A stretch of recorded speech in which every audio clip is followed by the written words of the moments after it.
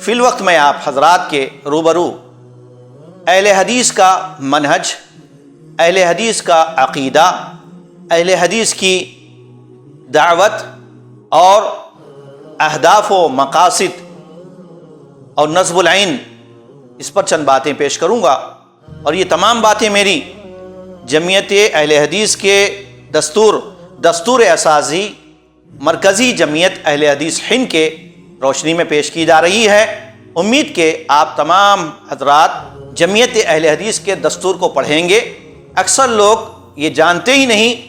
کہ اہل حدیث کا عقیدہ کیا ہے، اہل حدیث کی دعوت کیا ہے، اہل حدیث کا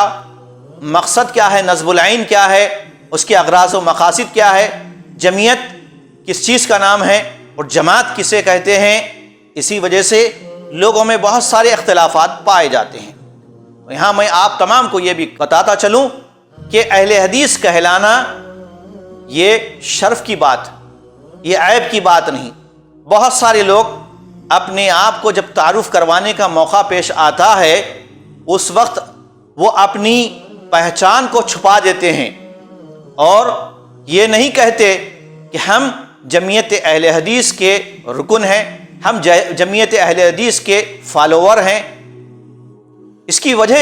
جہاں تک میں سمجھتا ہوں یہ ہے کہ اکثر لوگوں میں اہل حدیث کے تعلق سے بہت ساری غلط فہمیاں ہیں کہ یہ متشدد جماعت ہے، یہ شدت پسند جماعت ہوتی ہے، یہ نعوذ باللہ لوگ ایسے ایسے اتہامات اور الزامات اہل حدیث پر، جماعت اہل حدیث پر اور جمعیت اہل حدیث پر لگاتے ہیں جس کی کوئی بنیاد نہیں ہوتی۔ مثلا یہ وہابی ہیں جو قرآن کو نہیں مانتے، یہ وہابی ہیں جو اللہ کے نبی کو نہیں مانتے، یہ گستاخ رسول ہوتے ہیں، یہ گستاخ اولیاء ہوتے ہیں، یہ شدت پسند ہوتے ہیں،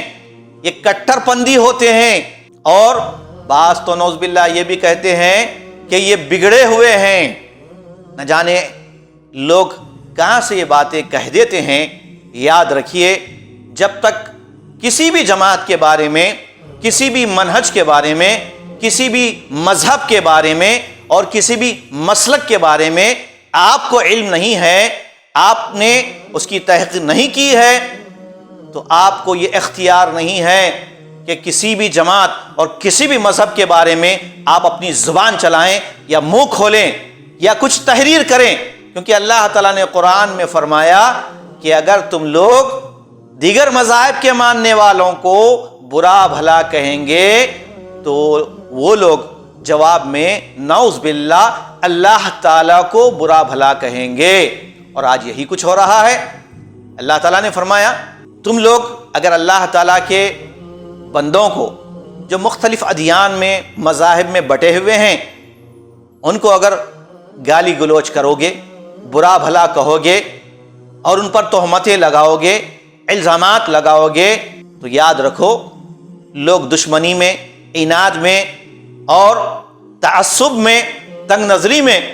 وہ اللہ تعالیٰ کا بھی انکار کریں گے، اس کے گناہ گار آپ ہوں گے۔ اس لیے خبردار، کبھی ایسی بات نہ کہیں کہ جس کی وجہ سے کسی انسان کے مذہبی جذبات مجروح ہوتے ہیں،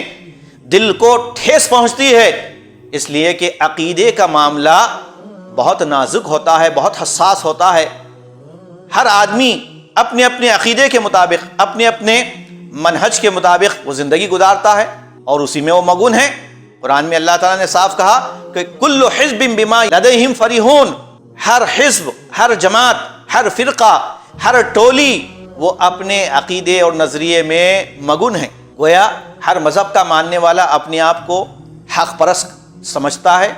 اور سامنے والے کو باطل سمجھتا ہے، تو یہی بڑی گمراہی ہے۔ تو آئیے آج کے اس لیکچر کے موقع پر میں جمعیت اہل حدیث کے اہداف اور اس کے نصب العین، اس کے مقاصد کو مختصر الفاظ میں پیش کروں گا اور اس کی کچھ وضاحت کروں گا۔